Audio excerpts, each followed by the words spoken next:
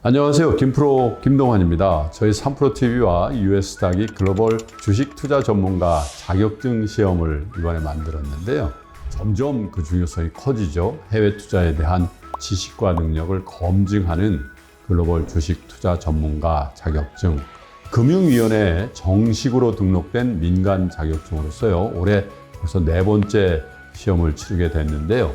지금까지 총 200여 분이 이 자격증을 취득하셔서 치열한 금융시장에서 글로벌 투자 전문가로 활발하게 활동하고 계시죠. 여러분들도 이 자격증과 함께 여러분들의 꿈에 한 발 더 다가가 보시죠. 응시하고 싶은 분은요, 미주미.co.kr로 접속해 보시면 되겠습니다.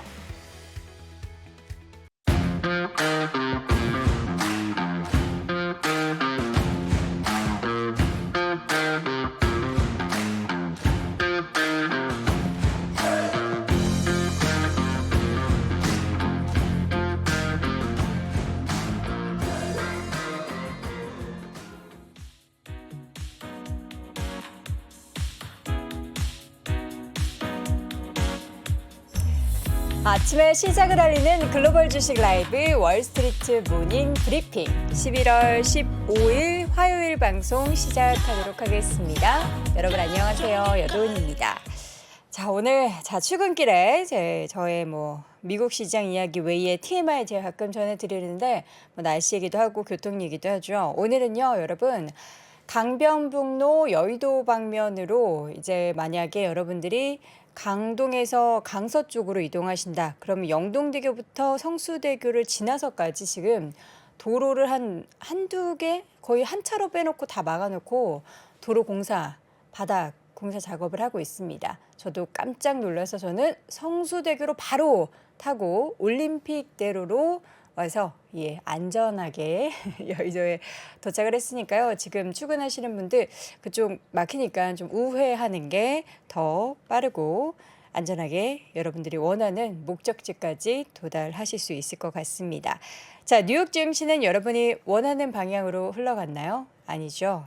하락 마감을 했는데요. 잠시 후에 왜 하락을 했는지, 무슨 얘기들이 나왔는지 쭉 확인을 해보도록 하겠습니다. 자, 그리고 오늘 대신증권 문남중 수석연구위원 함께 하는데, 지금 미국 시장이 어쨌든 간밤에는 좀 하락했지만 베어마켓 랠리가 진행 중인데 과연 현재 어느 위치에 있는지에 대해서 자세한 이야기 나눠보도록 하겠습니다. 네, 이 아침에 출근 시간인데 공사합니다. 자, 그리고 미국 주식에 비치된 이항영 전문위원과 함께 또 월가의 소식을 쭉 정리를 해보도록 하겠습니다. 그쵸. 대중교통 이용하는 게 참 좋은데 이제 저처럼 불가피하게 차량으로밖에 이동할 수 없는 분들은 꼭 도로 상황 챙겨보셔야 되는데요. 제가 항상 출발 전에 무조건 내비게이션을 확인을 해요. 얼마나 걸리는지, 어느 구간이 막히는지. 근데 내비게이션이 멍청이 바보 멍청이였습니다. 안 알려주더라고요. 왜 그러는지 모르겠지만 저는 이제 내비게이션을 믿고 열심히 왔는데 전광판에 1, 2차로 도로공사. 근데 거기는 이제 한 차로밖에 빨간불이 있어서 이건 아니다 싶어서 저는 바로 성수대교로 우회하는 전략을 아주 야무지게 펼쳤습니다.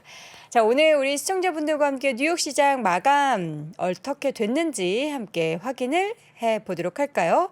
자, 주제부터 먼저 보도록 하죠. 주제는 항상 우리 이항영 전문위원님께서 보내주십니다. 오늘의 주제 두둥 금리 달러 반등했고요. 반대로 뉴욕 증시 3대 지수는 모두 하락세로 돌아섰습니다. 자, 다우지수가 0.63% 하락, 그리고 S&P 500은 0.89% 하락했고요. 나스닥 지수가 또 지난 주말에는 상대적으로 아웃퍼폼을 했죠. 그래서 1%대 하락 마감을 하는 모습이었습니다. 자, 이 가운데 여러 가지 이제 가격 지표 제가 알려드리는데 국제유가가 좀 많이 하락을 했어요. 이게 하루하루 약간 이슈가 달라지는 것 같습니다. 코로나로 인한 중국의 봉쇄를 하면은 수요가 또 줄어든다. 다시 열면은 늘어난다. 이런 얘기들이 왔다 갔다 하면서 유가의 움직임들이 좀 영향을 받는데 어제 밤 사이에는 오펙의 원유 수요 전망치를 하향 조정한 부분에 의해서 국제유가가 하락을 했습니다. WTI 기준으로 지금 볼까요? 얼마일까요? 예. WTI 기준으로 85달러 선 4%대 밤사이에 하락을 했습니다. 3대 지수가 장중에 변동성이 좀 컸습니다. 여러 가지 이제 총재분들의 그리고 이제 부의장의 발언 이런 것들이 시장을 들었다 놨다 했는데요. 일단 크리스토퍼 월러 연방준비제도 이사가 인플레이션 완화 기대감에 찬물을 확 끼얹는 발언을 했습니다. 그래서 이제 오전장에 약세를 기울였던 원인이 됐다라고 하는데요.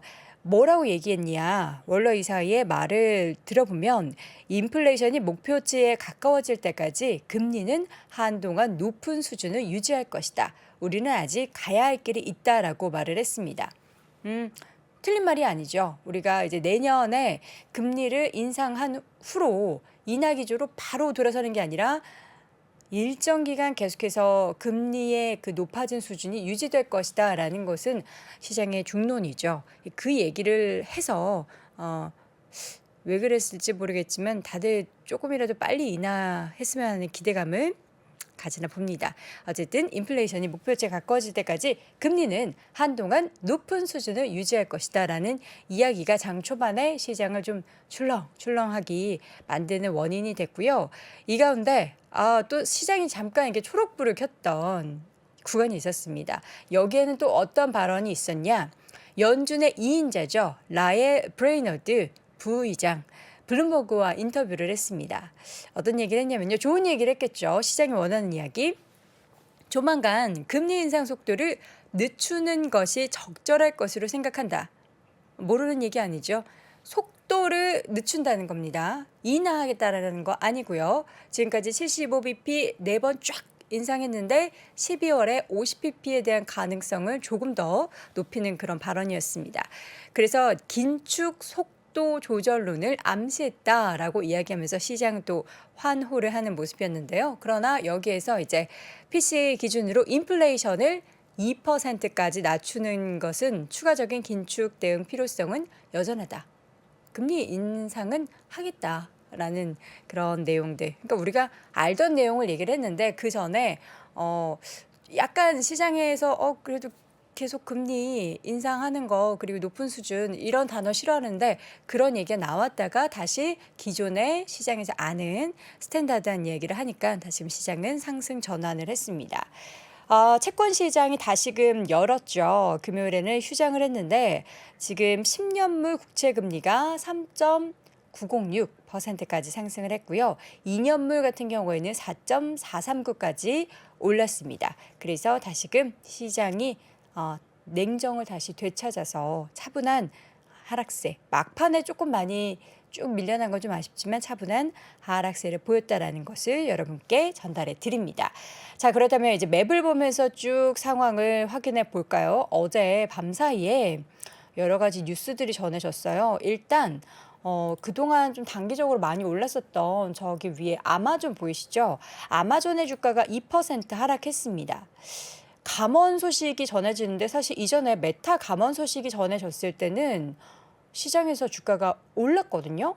근데 어제는 아마존이 감원 소식 해고하겠다라는 계획을 밝혔음에도 불구하고 시장에서는 하락을 했습니다. 물론 이게 약간 시장 분위기가 그렇게 좋지 않아서 하락한 영향도 있고 그동안의 단기 급등한 영향도 있겠죠.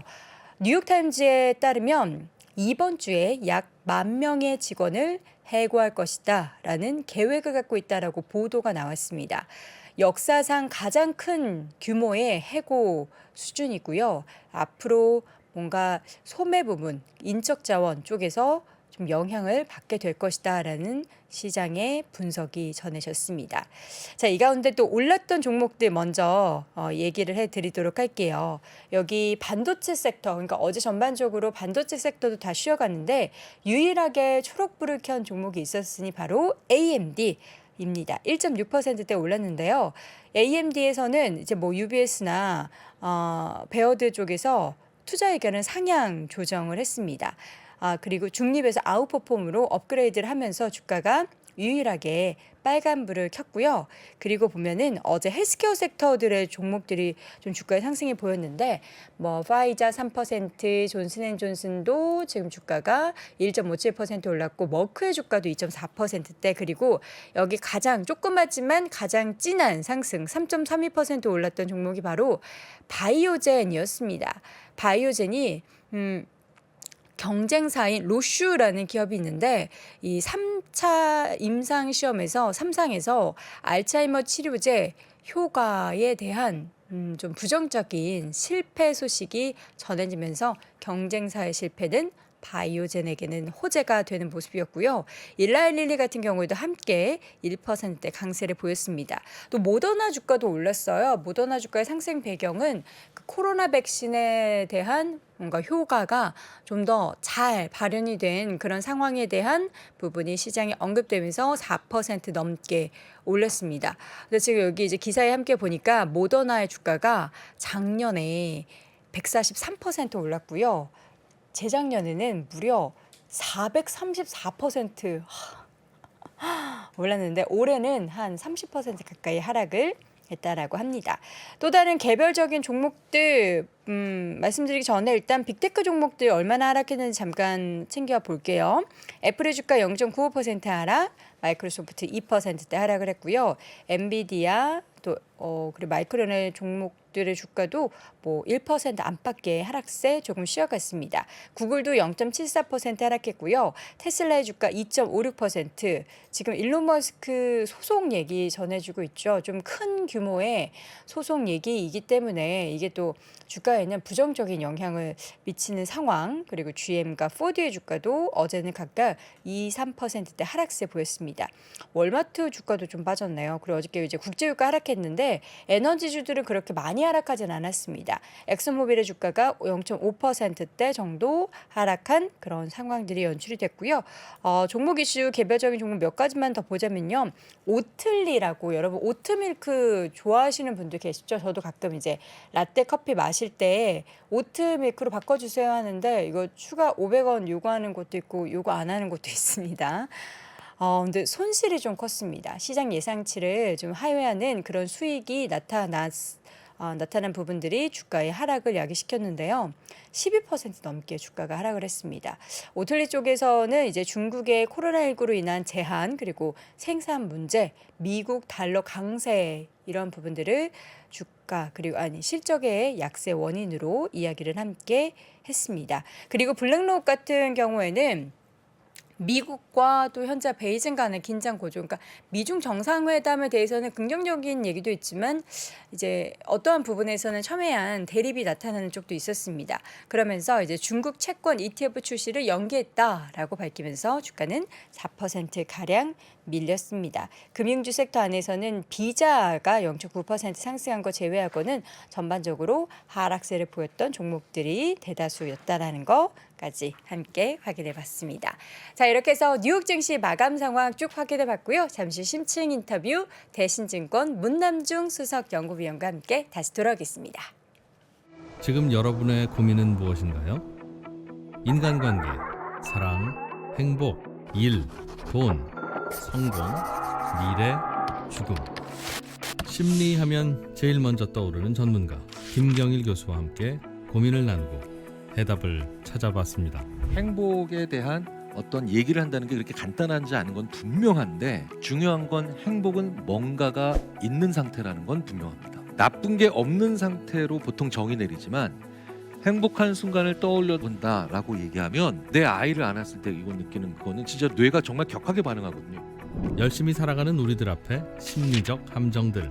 3프로TV가 준비한 10시간의 마음 수업을 지금 바로 만나보세요. 수강 신청은 영상 하단 링크 또는 네이버에서 3프로TV를 검색하시면 됩니다.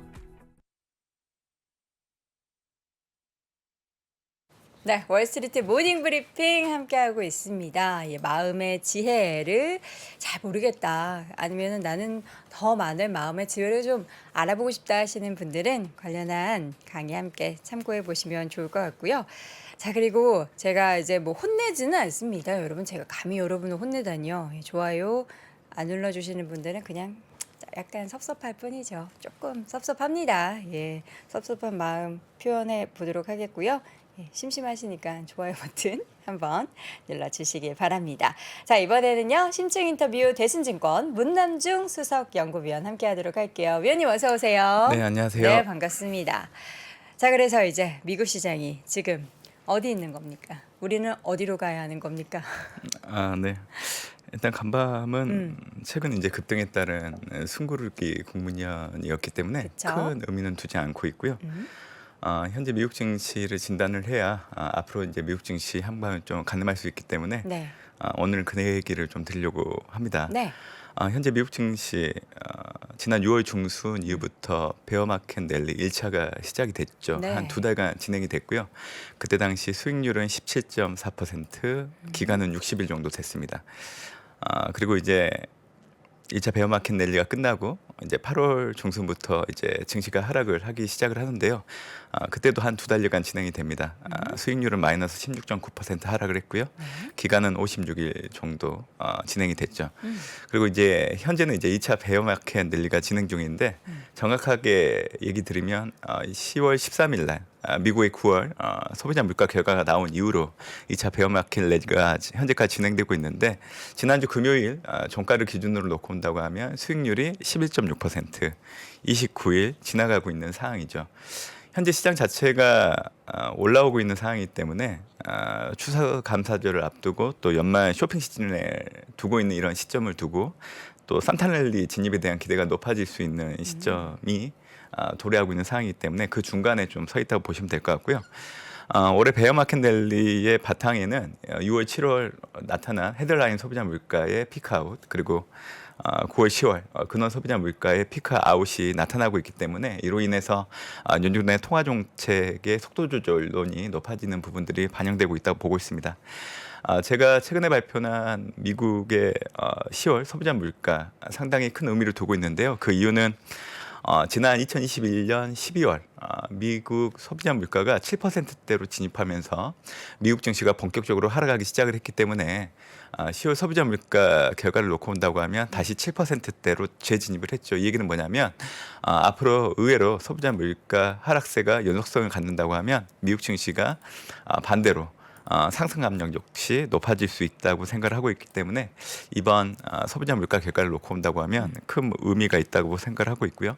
네. 특히 근원 소비자 물가를 좀 살펴보면 근원 제한 물가 하락세가 나타나기 시작을 했고 또 근원 서비스 가격 오름폭이 줄어들기 시작을 했기 때문에 3개월 만에 근원 CPI 상승률이 발라가기 시작을 했죠.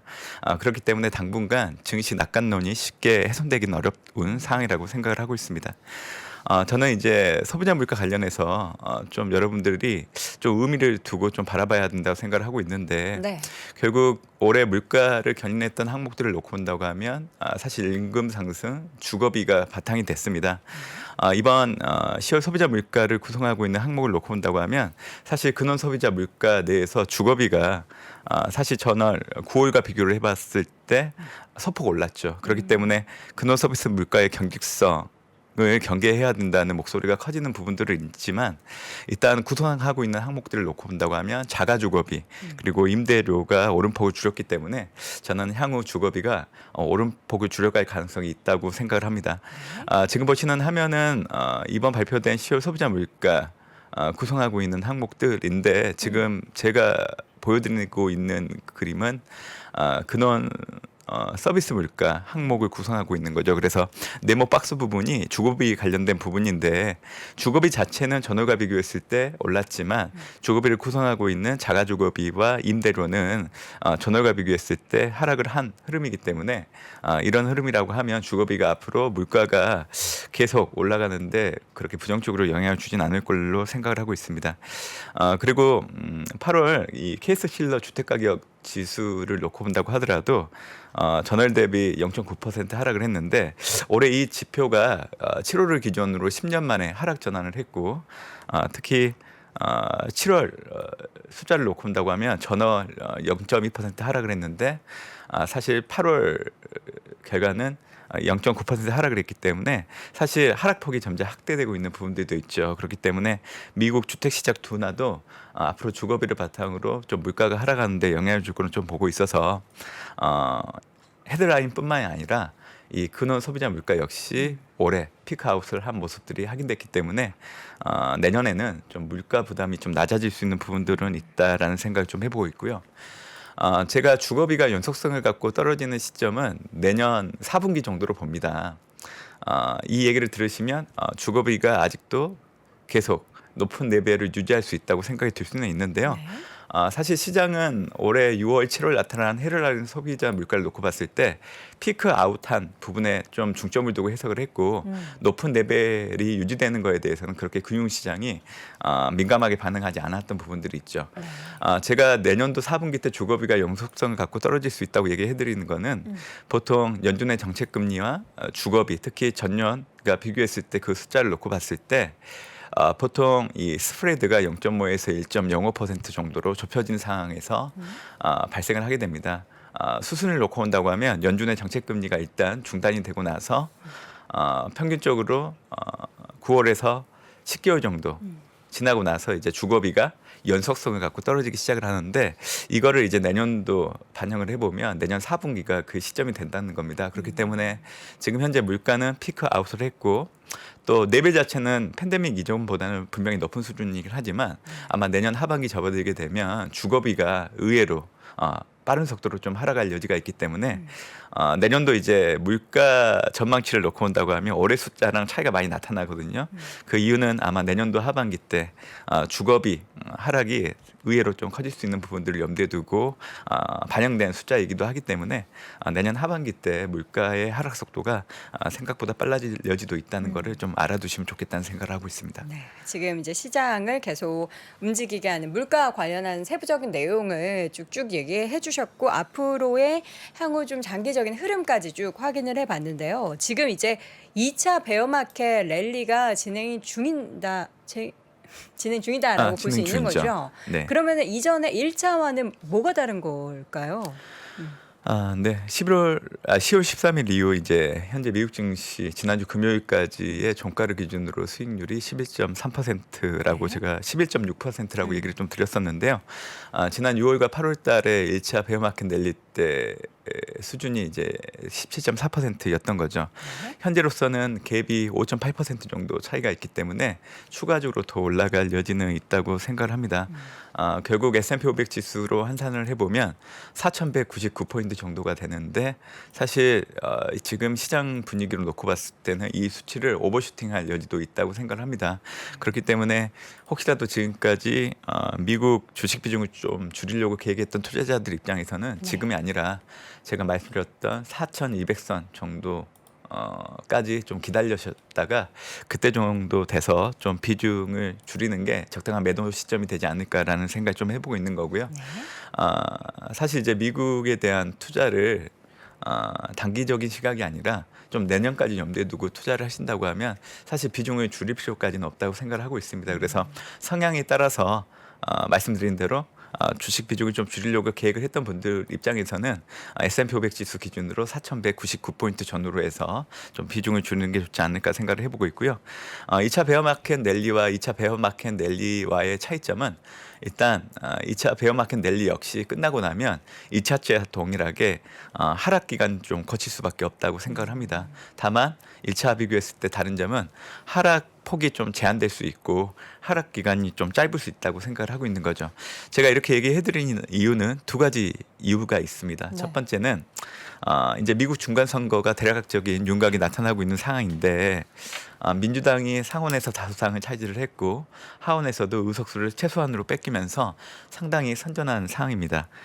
사실 이런 상황이라고 하면 10월 소비자 물가를 통해서 물가 오름폭이 정점을 통과했다는 인식이 확산된 상황이기 때문에 민주당이 재정 정책을 추진할 수 있는 기반이 어느 정도 마련될 수 있다는 거죠.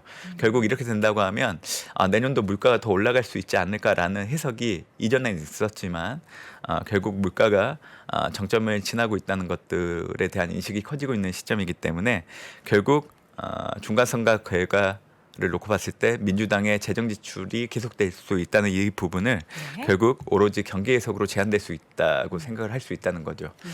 오로지 경기 해석으로 제한될 수 있다는 얘기는 내년도 이제 경기 둔화를 방어하기 위해서 민주당이 재정 지출을 꾸준히 할 수 있다. 이 정도 해석으로 제한될 수 있다는 얘기를 좀 드리는 거고요. 네. 두 번째는 이제 연말 쇼핑 시즌을 앞두고 있는 상황인데 올해 11월, 12월 매출액이 지난해와 비교했을 때 최소 6%에서 최대 8% 정도 증가할 걸로 예상을 하고 있는 상황입니다. 2020년이 9.3%였고요. 2021년이 13.5% 증가를 했죠. 이 수치만 놓고 비교를 해보면 올해 증가율이 높아 보이진 않아요. 다만 중요한 거는 최근 10년 매출 증가율이 4.9%였어요. 이 수치보다는 높게 나오기 때문에 올해 연말 쇼핑 시즌에 대한 기대감이 훼손될 여지는 낮다고 생각을 합니다. 그리고 제가 주목하는 거는 미국인들의 이 소비 지출 비용이 지난 10년 동안 833달러 정도 됐는데 이 정도 수준이 예상되고 있는 상황이라서 결국 이 두 가지를 놓고 봤을 때 2차 베어 마켓 랠리가 끝나고 나서 증시가 하락하는 기간을 거친다고 하더라도 1차랑 비교를 했을 때 하락폭이 좀 제한되고 그 하락 기간이 짧게 진행될 수 있다 생각을 합니다. 결국 이 증시 냉각기가 찾아온다고 하더라도 최소한 약한 추이가 오래 지속되는 정도로 이업으로 다가오지 않을까 예상을 하고 있는 상황입니다. 네. 자, 그렇다면 이제 가장 궁금한 여러 가지 굵직한 이슈 중에서 중간 선거가 이게 지금 끝난 게 아니잖아요. 이미 네. 끝났다고 봐야 되는 건가요? 어떻게 상원은 그냥 민주당과 공화당의 비슷비슷한 흐름, 하원은 살짝 공화당이 앞섰다 이 정도로 그냥 마무리된 걸로 봐야 되는지 이게 끝나야지 뭔가 중간 선거 이후에 시장의 움직임이 이렇다 저렇다 이렇게 명확하게 얘기할 텐데 네. 12월 초에 한 번 더 뭐가 남아 있죠. 조지아 주의 결선 투표가 예정되어 있지만 네. 이미 민주당이 이긴 다수당 이치를 확보를 했기 때문에 상원이 조지아 결선 투표 결과와 상관없이 상원은 이제 민주당이 가지고 가는 걸로 윤곽이 대략 잡힌 거죠. 네. 그러니까 이번 중간 선거 결과를 평가를 해보면 시장의 기대와 다르게 의외로 바이든 민주당이 사실은 승리를 한 거라고 점칠 수 있을 정도로 상당히 선전했다고 평가를 하고 있고요. 네. 하원 같은 경우에도 아직까지는 정확한 의석수가 집계는 되고 있지는 않지만 최소한의 의석수를 뺏긴 걸로 윤곽이 나타나고 있는 거기 때문에 이번 바이든 민주당이 사실 경제 상황을 놓고 심판론이 제기된 부분들이 있었지만 그 부분을 잘 넘길 수 있는 바탕이 되었다고 생각을 하고 있고요. 제가 일단 중간 선거 결과를 두 가지 시나리오 측면에서 접근을 했었지만 지금 민주당의 상원을 사수하고 하원에서 최소한의 의석수를 뺏기는 결과로 기결됐기 때문에 현 바이든 행정부가 남아있는 2년이라 임기 동안에 불협화음은 있을 수 있지만 일관된 정책을 지속할 수 있는 최소한의 동력을 확보할 수 있다고 저는 평가를 합니다. 그리고 올해 8월 16일 날 이제 IRA가 제정이 됐는데 이 IRA 하위 법안 추진과 같은 해권력 행정력 복원도 기대된다 생각을 하고 있죠. 그리고 이제 재정 지출 증가에 대한 정책들 앞으로 계속 민주당이 고수를 할 겁니다. 근데 10월 소비자 물가를 통해서 이 물가가 피크아웃했다는 인식이 확산되고 있는 상황이기 때문에 의외로 내년도 인플레이션 문제를 부각시킬 수 있다는 해석까지는 가지 않을 걸로 좀 보고 있기 때문에 증시 측면에서도 그렇게 불편한 변수가 되지 않을 걸로 좀 보고 있고요. 결국 IRA 개정과 폐기, 사실 공화당이 중간 선거에서 이기게 된다고 하면 IRA 특히 한국 입장에서는 이 개정에 대한 기대감이 높아지는 부분들이 있었죠. 근데 최근에 바이든 대통령이 IRA 개정과 관련된 부분에 대해서 상당히 우호적인 발언을 좀 내놨기 때문에 저는 IRA 개정과 관련된 이 확률도 상당히 높을 수 있다고 생각을 합니다. 사실 이 제정된 법안 같은 경우에는 개정을 하기 위해서는 상원과 하원의 동의가 모두 필요하고요. 대통령의 승인이 필요하죠. 근데 만약 공화당이 중간 선거에서 승리를 했다고 하면 양당에서 모두 동의를 한다고 하더라도 바이든 대통령이 동의를 하지 않았을 겁니다. 근데 지금 중간 선거 결과가 민주당이 선전했다는 걸로 나오고 있는 상황이기 때문에 바이든 대통령이 개정에 대해서 약간 우호적인 발언을 꺼내 놓은 걸로 저는 해석을 하고 있는 거고요. 만약 이렇게 된다고 하면 사실 한국 입장에서는 현대차가 2025년 돼야 이제 전기차 공장이 미국 내에서 완공이 되는데 그 3년이라는 기간 동안에 유예 기간을 연장할 수 있는 룸이 커진 부분들이 있어서 앞으로 이제 이 국내 완성차 업체들 주가들은 좀 좋은 흐름으로 갈 수 있는 바탕이 되는 부분들이 있지 않을까 생각을 하고 있는 상황입니다. 예. 자, 그럼 이제 보니까 2023년도 시장에 대해서 지금 이제 연간 전망을 쓰신 거죠? 아, 네. 네, 어떻게 보시는지 이야기를 좀 이게 저희가 시간이 제한적이긴 하지만 네. 간략하게 쭉 한번 풀어보도록 할까요? 일단 네. 결론부터 좀 이야기를 해주세요. 아, 네. 답답하니까요. 결론. 올해보다는 내년이 사실 더 나을 수 있다는 생각이 좀 당연히 하고 있는 거고요. 네. 그리고 이제 미국 증시의 경로를 놓고 본다고 하면 내년도 1분기가 저점, 2분기가 추세 전환, 그리고 3분기, 4분기는 완만하게 상승할 수 있다 생각을 하고 있습니다. 저는 내년도 1분기가 좀 중요한 시점이라고 생각을 하고 있는데요. 네. 그렇게 보는 이유는 미국 증시가 저점을 확보하고 추세 전환을 하기 위해서는 세 가지 선결 조건이 필요합니다. 네.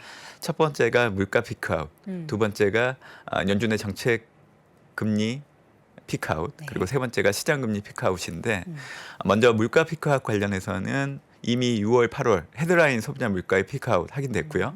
그리고 9월, 10월 이제 근원 소비자 물가의 피크아웃이 확인됐다고 좀 보고 있기 때문에 물가 피크아웃은 올해 달성했다 생각을 하고 있고 네. 두 번째는 이제 연준의 정책 금리 피크아웃인데 올해 같은 경우에는 12월 달에 50bp 금리 인상을 해서 4.5 정도로 정책 금리 수준을 맞추게 될 걸로 예상을 하고 있고요. 내년 1월과 2월 사이에 예정된 FMC 그리고 3월 달 FMC를 통해서 25pp씩 금리 인상을 하게 된다고 하면 내년도 3월 달에 최종 정책금리 5%를 놓고 3월이면 정책금리가 중단되지 않을까 예상을 하고 있습니다. 결국 내년 1분기 때 연준의 정책금리도 피크아웃이 나타난다고 생각을 할 수 있는 거죠. 정책금리 같은 경우에는 시장금리 같은 경우에는 정책금리보다 조금 더 빠르게 피크아웃이 나타나게 되는데 과거 흐름을 놓고 본다고 하면 보통 정책금리가 피크아웃 나타나기 한 분기 이전에 시장 금리가 피크아웃이 나타나기 때문에 빠르면 올해 4분기, 늦어지면 내년 1분기 때 시장 금리도 피크아웃 할 거로 좀 보고 있어서 이 세 가지가 달성되는 시기가 내년 1분기 때문에 저는 중요하다 봅니다. 저는 달성할 수 있다고 생각을 하고 있고요. 그렇기 때문에 내년도 2분기 때 추세 전환, 3분기, 3분기 안만하게 상승할 수 있다고 생각을 하고 있는 거고요. 내년도 미국이 경기 침체에 진입하지 않는다고 가정하에서 놓고 본다고 하면 사실 중간 선거 끝나고 나서 집권 3년차 미국 증시 수익률은 상당히 좋습니다. 과거 1977년도 이후 이 지미 카터 대통령 이후에 집권 3년차 S&P 500 지수의 평균 수익률을 계산을 해보면 평균적으로 15.4% 정도 산출이 되는데요. 최저가 마이너스 0.7. 최대가 34.1% 정도 산출이 됐습니다. 결국 내년도 미국의 경기 하강 속도가 더 커지지 않거나 미국 경기 침체 진입이 나타나지 않는다고 하면 분명 바이든 민주당 정책 모멘텀이 부각될 여지도 있다는 거를 좀 얘기를 드리고 싶고요. 사실 미국 얘기는 아닌데 제가 내년도 선진국보다는 신흥국이 내년 2분기부터는 상대적으로 좀 부각될 수 있다는 생각을 좀 갖고 있어요. 그런 얘기 많이 나오더라고요. 네. 지금 신흥국에 우리나라도 포함되는 겁니까?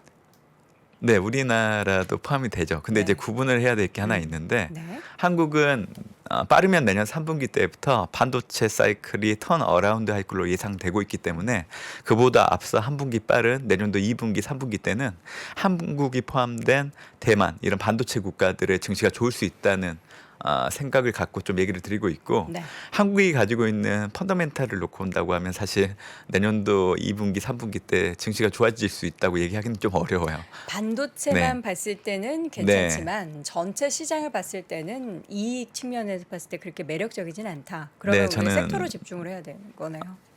그렇죠. 그래서 이제 내년도 2분기 이후부터는 이제 선진국보다는 신흥국을 좀 우선시해서 봐야 된다 얘기를 네. 드리고 싶은데 아마 제가 지금 말씀드리는 거를 화면을 통한 차트를 통해서 같이 들어주시면 좋을 것 같아요. 네. 일단 그레이트 컨버전스라는 거는 이 선진국과 신흥국의 성장 격차를 나타내는 용어예요. 근데 지금 보시는 차트는 왼쪽에 있는 게 1980년도 이후 선진국 GDP와 신흥국 GDP 간의 비중 차이를 차트로 그려놓은 거죠.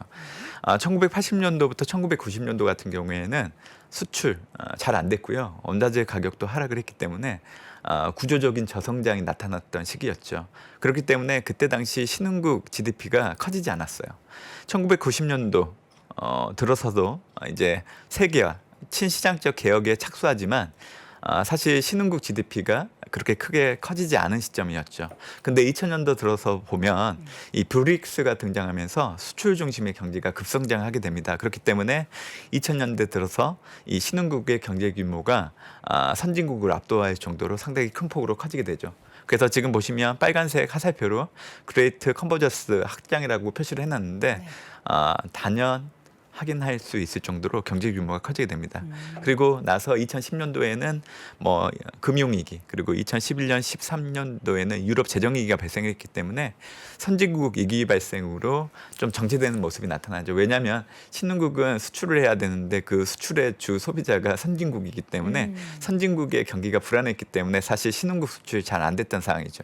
그러다가 2020년도 코로나19가 발생해서 어려움을 좀 겪긴 하지만 지난해 하반기 때부터 이드 코로나가 시행되고 있고 올해 들어서 이제 경제 정상화가 재개되고 있는 상황이기 때문에 다시금 선진국 대비 신흥국의 경제 규모가 커지고 있는 상황입니다. 특히 내년도 3월 달에는 연준의 정책 금리가 중단되게 된다고 하면 신흥국 통화 가치가 절상되게 되고 이로 인해서 이제 신흥국의 자금 유출 압력도 낮아지기 때문에 그래서 내년도 2분기 이후부터는 좀 신흥국이 선진국 대비 부각될 수 있다고 생각을 좀 하고 있는 상황이고요. 네. 결국 내년도 투자를 한다고 하면 미국 우선주의 확장에 대해서 좀 관심을 가져야 됩니다. 결국 중간 선거, 바이든 민주당, 뭐 공화당 어떤 결과와 상관없이 양당 모두 이 미국 우선주의를 확장을 강조하는 기조 자체는 크게 변하지 않는다는 것을 좀 염두에 두시면 좋겠다는 생각을 하고 있는 상황이고요. 이걸 염두에 둔다고 하면 이제 내년도 같은 경우에는 반도체 그리고 배터리, 전기차, 이 바이오가 내년도 2분기 이후 좀 시장을 주도할 수 있는 어떤 투자 대상이 될 수 있을 걸로 좀 보고 있고요. 여러분들이 아마 가치주 성장주를 두고 내년도 어느 시점에서 성장주가 특히 좋아지는 시점이 나타날 수 있을까 고민이 많으실 거예요.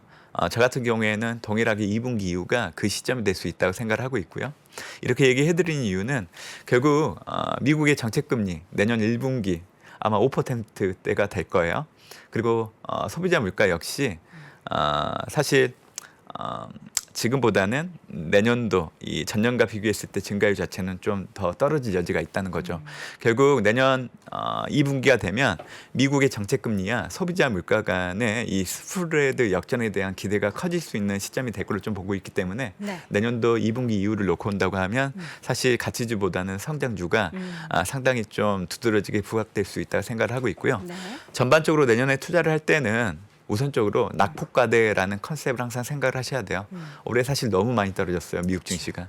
결국 이런 상황이라고 하면 항상 올해처럼 상당히 수익률이 조조할 때 그 다음 연도 수익률을 놓고 본다고 하면 상당히 좀 좋아지는 흐름들이 나타났거든요. 그렇기 때문에 저는 내년도 미국 증시 1분기 저점, 2분기 추세 전환, 3분기, 4분기 완만한 상승. 특히 2분기 이후부터는 가치주보다는 성장주가 배터리와 전기차 그리고 반도체, 바이오를 중심으로 좀 부각될 수 있다고 좀 보고 있기 때문에 내년도에는 이런 그림을 그리면서 좀 투자 전략을 좀 염두에 두고 있는 상황입니다. 네. 저희가 이제 계속해서 우리 문수석님을 주마다 한 번씩 모시면서 지금 시장의 이야기 그리고 앞으로 내년도의 시장 이야기는 더 추가적으로 많이 풀어보도록 하겠습니다. 이 사실 이번 연도 내내 우리 문수석님께서 시장이 하락할 때 그리고 앞으로 시장의 움직임 이런 부분에 대해서 굉장히 또 적재적소에 잘 말씀을 해주셔서 이 부분을 계속 따라오셨던 분들은 마음이 그나마 조금은 위안과 안정이 됐을 거예요. 내년에도 힘드시겠지만 잘 부탁드리도록 하겠습니다. 자, 오늘 이 시간 심층 인터뷰 대신증권 문남중 수석 연구위원 함께했습니다. 위원님 고맙습니다. 네, 감사합니다. 요즘 투자 정말 고민이다. 난 미국 주식 ETF에 투자하고 있어. 미국 주식이면 S&P 500, 나스닥? 둘 다. S&P 500에 투자할 땐 코덱스, 미국 S&P 500 TR ETF. 미국 대표 500개 기업에 분산 투자하는 효과가 있지. 그럼 나스닥에 투자할 땐? 코덱스, 나스닥 100 TR ETF. 미국 대형 기술주 100종목의 성장 가능성에 투자하는 거야. TR 상품이라 분배금이 자동 재투자되고 연금 계좌에서도 투자할 수 있다고. 내가 원하던 투자가 여기다 있네. 지금부터 기억해. 미국 주식 ETF는 코덱스, 삼성 자산운용, 총보수 연 0.05%, 자산 가격 변동에 따른 원금 손실 시 투자자 귀속, 투자 설명서 필독. 새벽 6시 반. 아침 방송을 위해 새벽부터 시작되는 긴 하루. 스튜디오로 향하는 발걸음을 가볍게 하는 상쾌한 만남이 있습니다. 자, 방송 들어가겠습니다. 하나, 둘. 오늘 아침 페이지 2 김동환입니다. 오늘도 출발해 볼까요? 내일이 기다려지는 신선하고 다채로운 맛과 향. 오늘도 저는 운조 커피를 마십니다. 3프로와 함께하는 운조 커피. 여러분의 하루와 언제나 함께합니다. 원두, 드립백, 더치커피, 다양한 선물 세트까지 검색창에서 운조 커피를 검색하세요.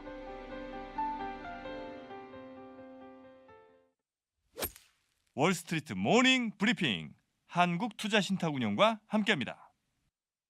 네, 월스트리트 모닝 브리핑 함께하고 있는 시각 7시 10분 지나고 있습니다. 자, 월가의 소식 전해 들어봐야죠. 미국 주식에 미치다 이항영 전문위원 함께합니다. 위원님 어서 오세요. 네, 안녕하세요. 이항영입니다. 네, 위원님. 네.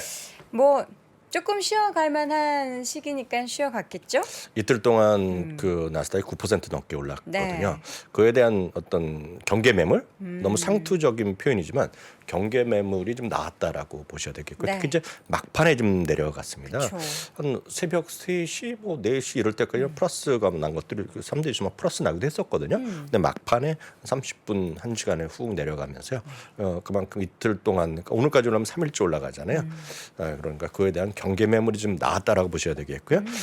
아주 미미하지만 금리에 따라 지금 하락세가 약간 멈칫하는 정도. 그쵸. 그래서 반등 시도라고 제가 표현했는데요. 뭐 올라간 것이 아니라 하락이 진정됐다라는 정도 일단 보시면 좋을 것 같습니다. 바로 이 그림이 되겠는데요. 그 큰 움직임이 없잖아요. 티가 안 나거든요. 막판에 약간의 꼬리가 좀 달린 위로 약간 멈칫한 거죠. 이게 내려갔다고 얘기할 수는 없습니다. 다만 이 정도만 하더라도 주시장에서는 계속 많이 떨어지기를 원하는데요. 그런 거의 차이라고 일단 저는 이해를 합니다. 한편 금값은 하여튼 최근에 2주 동안 빠른 속도 올라가면서 거의 1800 수준까지 와 있어요. 1770까지 회복돼 있고요. 이건 어찌됐건 비트코인과 좀 반대되는 방향으로 최근에 좀 가고 있다라고 봅니다. 비트코인은 좀 보합 정도로 되는 것 같아요. 유가는 오늘 좀 하락했습니다. 유가는 좀 반등이 계속 될 줄 알았더니 오늘 또 유가는 또 좀 그쵸. 하락하는 떨어졌죠? 그런 모습으로 그런 모습을 오늘 좀 마감됐다라고 보셔야 되겠습니다. 네. 앞서 일부 정리를 하셨겠지만 연준 인사들의 상반된 시각이 오늘 시장에 좀 그때마다 좀 흘러나오면서 좀 주가 좀 올라가기도 하고 내려가기도 그런 보시면 되겠습니다. 네. 늘 말씀드리지만 미국의 어떤 애널리스트도 마찬가지, 투자 전략가도 마찬가지, 연준 인사들, 연방은행 총재들이 다 제각각의 자신의 최신의 의견을 얘기할 뿐이니까요. 너무 민감하게 보실 필요 없어 보입니다. 다만 연준의 크리스토퍼 월러 이사는 아주 명확한 표현을 했습니다. Don't forget about us. 우리 잊지 말라는 얘기거든요. 그러니까 무슨 말이에요? 우리를 보면 잊지 말라는 게? 기본적으로 인플레이션을 잡아야 된다는 거, 금리 인상 목표 이런 것들이 계속 진행될 거란 얘기죠. 그래서 매파적인 연준을 잊지 말라는 거예요? 매파적인보다는 연준의 기본적인 목표가 우리의 있지 역할. 않습니까? 예, 그렇죠. 우리의 역할이라고 보셔야 되겠는데요. 딱 이겁니다. 지금 금리 인상 완료까지 갈 길이 멀고 이렇게 보면 딱 직접 얘기했지만 사람들이 너무 지금 과도하게 너무 더 과도한 액션은 반응을 보이고 있다는 거죠. 주가 막 올라가고 그러니까 뭐 세상이 뭐 인플레이션 끝날 거라고 생각하고 있지만 한번 보여드렸다시피 7.7%에 지금 환호를 하고 있잖아요. 네. 1월 달에 7.5% 올랐을 때 나 죽음이었거든요. 그러니까 그만큼 같은 물론 기저효과 다 있겠으나 너무 흥분할 필요는 없다는 얘기도 있었고요. 반면에 연준의 부의장인 라일 브레이너드 부의장은 물가 상승 압력에 지난주에 발표된 둔화에 대해서 긍정적인 평가를 한다는 얘기를 하고 있고요. 조만간이랑 연준이 모르죠. 다만 조만간 금리 인상 속도로 낮출 수도 있다라는 얘기죠. 파월 의장한테 한마디 들었을 것 같은데요. 이런 식으로 얘기하면 내가 곤란해지지 이러면서. 모르죠. 이분이 뭐 연준 의장 된다는 얘기가 또 많이 있었던 분이기 때문에 하여튼 모르겠습니다. 여돈의 거 말씀하시면 맞았겠죠. 그렇게 했겠죠. 조만간 금리 인상 속도 낮출 수 있다는 다분한 긍정적 얘기도 있었다라고 보셔야 되겠습니다. 특징주 바라보고 오늘은 이제 메인으로 들어가겠습니다. 네. 오늘 메인은 이겁니다. 앞서 이제 준비를 하다 보니 앞서 이제 대신증권에서는 문 의원님은 시장은 내년에 상당히 기본적으로 긍정적으로 보셨단 말이죠. 2분기 이후에 상당히 기대감을 얘기했는데 네. 약간 다른 목소리가 있을 수 있다는 거 그거 잠깐 보여드리겠습니다. 물론 다양한 의견이 있습니다. 디즈니 0.7% 내려갔는데요. 비용 감소 방안을 이제 발표한다는 얘기하고 있고요. 실질 내부적으로 보면 임원들이나 이런 쪽에 인적 구조 조정에 대한 준비 이런 얘기를 한 것으로 알려지고 있습니다. 당연히 회사에서 확인한 적이 없죠. 회사가 어렵거나 경영이 좀 그러면 항상 사람이 그러잖아요. 경영을 너무 방만하게 하던 걸 좀 뭐 할 때 보면 이제 뭐 우리식으로 보면 뭐 100만 원 이상 있는 것은 사장까지 전결받아 뭐 이런 느낌 있잖아요. 우리식으로 보면은요 딱 그런 느낌으로 이해하시면 될 것 같습니다. 디즈니 기본 요금 인상 소식도 있던데요. 기본 요금은 지난번에 인상했잖아요. 네. 그리고 역시 디즈니도 또 안 올리고 디즈니도 저거 하죠. 광고 기반한 걸 이미 다 기반한다. 발표했었고요. 저는 어제 넷플릭스가 많이 올라가지고 넷플릭스는 최근에 많이 올랐죠. 넷플릭스가 어제도 올랐더라고요. 3% 정도 올랐죠. 많이 올라갔는데 계속 보여드리겠습니다. 아마존이 1만 명 구조조정 임박이 있었고 어제도 이건 말씀드렸잖아요. 알렉사를 비롯한 구조조정 가능성 얘기했고요. 지난주에는 이제 그 테슬라가 강력 매수 리스트에서 제외한 증권사가 있었는데 이번에 아마존을 뱅크 아메리카에서 강력 매수해서 리스트에서 제외했습니다. 좀 안타깝죠? 테슬라가 오늘도 2.5% 떨어졌는데요. 같은 뱅크 아메리카에서 목표 주가를 325에서 275로 내렸고요. 중립 의견도 재확인했고 내년도에도 공급망 이슈가 지속될 것이라는 경고를 했습니다. 네. 반면에 이번 주에 아마 최고의 관심주는 실적에선 엔비디아잖아요. 네. 그래서 목요일날 새벽으로 제가 알고 있는데요. 장석 부장님 오시죠? 예, 그 엔비디아의 주주분들 약간 속상한 게 있습니다. 최근에요. 있을 수 있는 게 뭐냐면 AMD는 이번에 2분기 연속으로 PC 사업에 대한 부진을 경고를 계속했지만 데이터 센터에 대한 자신감을 필요로 하고 있단 말이죠. 근데 어찌됐건 베어드랑 UBS는 두 곳에서 투자 의견을 상향시켰습니다. 꽤 많이 올려놨어요. 65에서 100달러, 75에서 95달러 올려놨습니다. 엔비디아는 오늘 보면 0.2% 정도 하락했는데 일단 실적 앞두고 이제 약간 쉬고 있는 모습이 되겠고 실적 발표 이후에 또 반응을 봐야 되겠죠. 어찌된 결과를 보고 얘기가 또 나올 수 있을 것 같습니다. 여튼 오늘 뭐 비슷한 흐름인데요. AMD는 오늘 두 군데서 투자율을 올린 것이 오늘 나름 긍정적 평가를 받았다고 보셔야 되겠고 바로 이겁니다. 넷플릭스가 되겠는데요. 지난주에 이제 그 사업을 시작했잖아요. 우리나라도 시작했을 텐데요. 광고 요금제. 네, 광고 요금제죠. JP모건에선 바로 지난주에 첫 번째 초기에 그 사업 성과가 좋다라고 평가를 내렸어요. 어제 나와서 전해드렸었는데 오늘까지 이어지면서 넷플릭스가 3% 정도 반등했기 때문에 지금 넷플릭스는 이런 큰 주식 중에서는 6월 달에 저점을 하고 나서 안정적인 흐름을 보는 대표적인 주식입니다. 지금 대표 소위 IT 반개를 뭐 큰 의미에서 IT 성장 섹터 중에서 넷플릭스가 가장 안정적인 차근차근 반등을 시도하는 대표적인 주식입니다. 그래서 넷플릭스는 이런 흐름을 보였다라고 보셔야 되겠고요. 그 사토리 펀드의 댄 나일스 유명한 분이죠.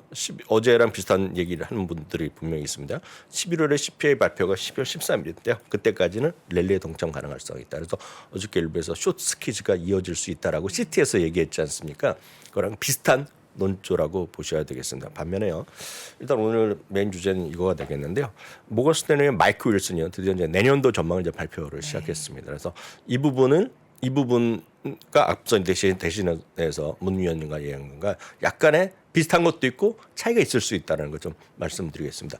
디테일에 들어가면 비슷합니다. 아니 그 큰 틀에서 보면 비슷한데 1분기 떨어졌다가 연말까지 올라간다. 그거는 비슷하게 보였죠. 아까 문영구 의원도 1분기 약간 저점하고 2분기부터 회복 가능성을 얘기하고 있는데 약간 들어가겠습니다.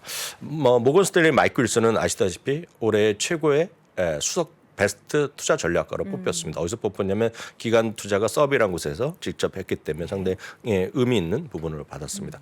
S&P 500이요. 내년도 초에 다시 저점을 기록할 거라는 얘기를 하고 있고요. 그렇다면 현재의 저점은 깨진다는 얘기입니다. 이분이요. 그래서 3,000에서 3,300을 다시 갈 거라는 얘기죠. 최근에 좀 반등을 시도하고 있는 건 3주 전부터 200일 선 전저리까지 반등 랠리 있는데 지금의 반등 랠리가 이렇게 계속 이어질지에 대해서는 여전히 퀘스천 마크가 분명히 있다라는 얘기를 하고 있습니다.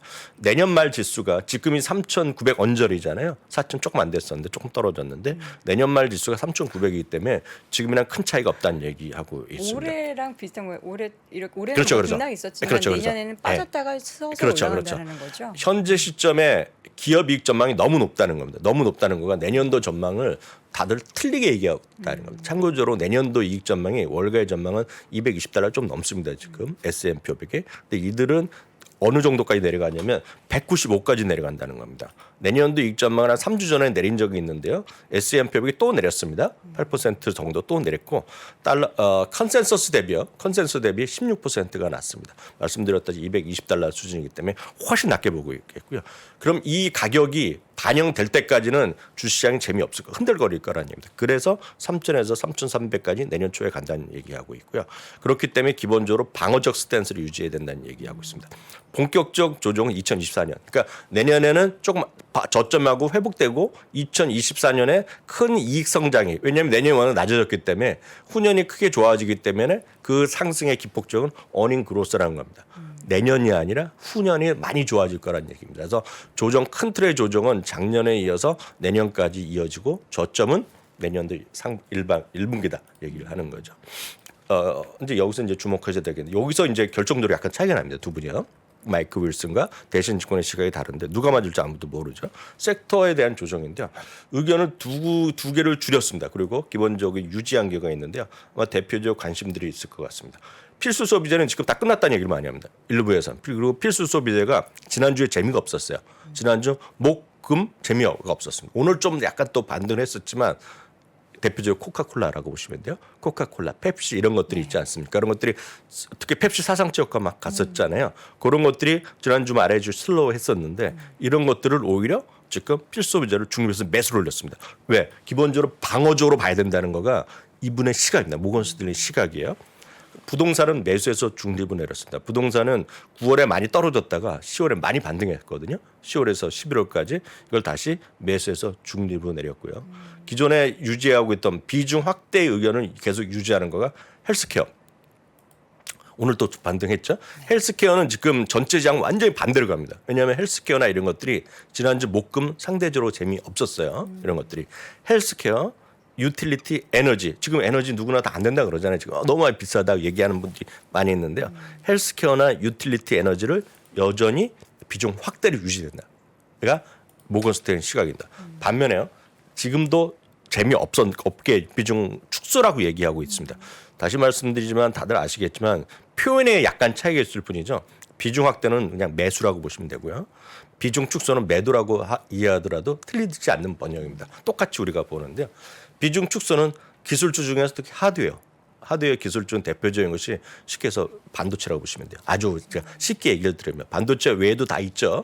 그렇죠. 반도체도 있고 장비도 있고 뭐 예를 들어 애플도 있고 다 있는 겁니다. 그런 하드웨어 기술주에 대해서는 비중 축소를 유지하게 했고요. 임의소비재는 대표적으로 자동차죠. 테슬라 같은 겁니다. 예를 들어서 말씀드리면 임의소비재를 비중 축소를 하고 있습니다. 그래서 앞서 문연구원은 내년 2분기 때에서 성장주를 다시 본다고 얘기했잖아요. 뭐 누가 맞을지 모르죠. 그 시차가 있을지 모르겠지만 모건 스탠리의 대신증권의 의견은 지금 완전히 극명하게 다르다라고 보셔야 되겠습니다. 그래서 이분이 맞을지 어떨지 모르겠지만 장기적으로 보면 다 올라갈 수 있겠죠. 장기적으로 보면 되겠지만 지금 올해 들어서 가장 뭐 베스트 스트래티스트라고 뽑힌 마이클 윌슨의 얘기는 약간 다르다. 그리고 저나 여러분들이 생각하는 거는 이게 아니잖아요. 그렇죠. 이게 아니잖아요, 솔직히요.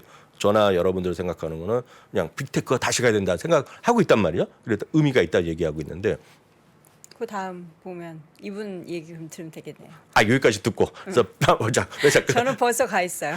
빅테크가 다시 컴백에 대한 가능성이 상당히 있습니다. 지금 분명히 있어요. 문수성님도 2분기 이후에 네. 성장주 빅테크 있죠. 이야기 있죠. 잠깐 하셨어요. 분명히 있고 저도 그렇게 기대를 하고 있으나 지금 예를 들어서 모건 스탠리도 마찬가지고 그 골드만삭스 데이비 코스팅 같은 경우에도 빅테크가 주도할 시대는 끝났다는 얘기를 하고 있거든요. 그래서 그런 것들이 누가 맞을지 모르지만 늘 말씀드리면 너무 한쪽으로 치우치지 마시고 다양한 시각을 갖고 좀 객관적으로 보는 것도 좀 필요하다라고 보셔야 되겠습니다.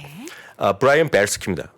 뱅크 오브 몬트리올인데 수석 투자 전략가인데 저는 오히려 이런 분의 얘기가 상당히 근거가 더 있다라고 보고 있어요. 저는요. 그래서 가치주나 성장주의 논란이 덧없다라는 얘기를 저는 많이 평소에 하고 있습니다. 그래서 가치 성장주를 개인 투자가 얼마만큼 잘 찾아서 마디마디 할 수 있겠냐는 거죠. 그래서 현실적으로 보면 가장 적절한 투자는 가프라고 늘 말씀드리고 많은 사람들이 가프라는 것은 Growth at a Reasonable Price입니다. 성장은 성장인데 합리적 가격이라는 건 비싸지 않은 건데요. 비싸다는 거가 절대적 가격이 비싸고 $1,000가 비싸고 $10가 싼 것이 아니라 밸류에이션입니다. 밸류에이션은 다양한 거로 밸류에이션 잡겠죠. 그래서 가프 합리적 가격의 성장주가 가장 의미가 있겠고요. 이런 관점에서 그런 거를 보면 또 마이크로소프트, 애플이 더 선호할 수 있고 이거 등등등 나오기 때문에 이 가프에 대해서 우리 시청자분들 특히 이건 한국 주식도 다 마찬가지인데요. 가프에 대한 공부 그런 것에 대한 관점 이거는 어떻게 교과서에서 나오는 게 아니라 증권사만 다 이걸 스스로 생각하고 재무를 가르치는 대학교 선생님 다 이런 거 하는 거예요. 사실상 뭐 가프를 찾는 건데 아무리 좋아도 비싼 거 사고 싶진 않잖아요. 그런 관점에서 가프에 대한 관심이 여전히 필요하다 보고 있고요. 여러분들이 가장 가프를 쉽게 해놓은 거가 종목 찾기 어렵다. 그러면 인베스코어에서 하는 S&P 500 가프 ETF가 바로 SPGP입니다. 이게 SPGP예요. 이거 보면 아까 말씀드렸던 거 다 포함돼서 다 들어있는 것이 되겠습니다. 그래서 하나 찾아보시면 다 아까 말씀드렸던 마이크로소프트, 애플이 다 들어가 있습니다. 거기 보면 에너지도 많이 들어가 있거든요. 그래서 그런 관점에서 여러분들이 좀 그 장기적으로 너무 가치준한 성장주의 선택에 몰입되지 마시고 좀 꾸준하게 좀 합리적인 저렴한 가격의 주식들을 꾸준히 갖고 가는 게 좀 맞다라고 보고 있죠. 네. 궁금해서 지금 가프 ETF 찾아보고 싶은데 티커가 가프가 SPGP입니다. SPGP요. SPGP. 네, SPGP가 들어가고요. 이게 S&P 500의 섹터별로 차이가 보면 딴 거 대비 그런 그 필수 소비재가 좀 더 들어가고요. 에너지가 조금 더 들어가는 것들이 약간 차이가 있습니다. 여기 애쉬가 들어가 있어요. 그러니까 가프란 거는 다양한 관점에서 종목을 찾아내는 거거든요. 그래서 그 성장주면 성장하면서도 밸류에이션이 높지 않은 것들을 뽑아내는 것들입니다. 그래서 많은 분들이 공부를 해보시면 흥미로운 부분이 많이 나올 것 같습니다. 이거는 저도 여러분 공개해드려서 입수하는 대로 구해드리지만 예를 들어서 미래에셋만의 가프가 있는 겁니다 지금요. 그리고 골드만삭스도 있고 시티도 있고 다 있어요. 어린나다. 그래서 그런 것들을 공유하면 좋죠. 그리고 각각 그런 것들을 여러분 자기네들의 펀드도 운영하고 ETF를 운영하고 있기 때문에 그런 걸로 스스로 찾아내는 거가 바로 여러분들 종목을 선택하는 거다라고 이해하시면 되겠습니다. 알겠습니다. 자 이렇게 해서 오늘도 월가의 다양한 분석들 확인해봤고요. 미국 주식에 미치다 이항영 전문위원 함께했습니다. 위원님 고맙습니다. 네 감사합니다. 자, 이렇게 해서 월스트리트 모닝브리핑 오늘 순서 모두 마치도록 하겠습니다. 이제 아무래도 11월, 12월 연말 가까워지면은 여러 가지 내년도 시장에 대한 이야기를 참 많이 나눠볼 텐데요. 다양한 시각, 이 시간을 통해서 또다시 전달해 드리도록 하겠습니다. 저는 내일 오전 6시 30분에 다시 돌아오겠습니다. 여러분 고맙습니다.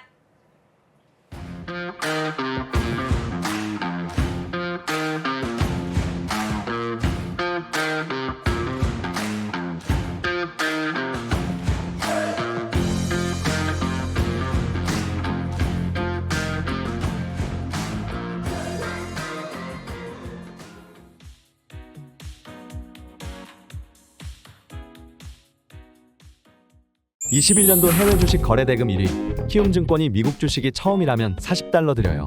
차세대 국내 해외 통합 MTS 영웅문 S샵 출시 기념.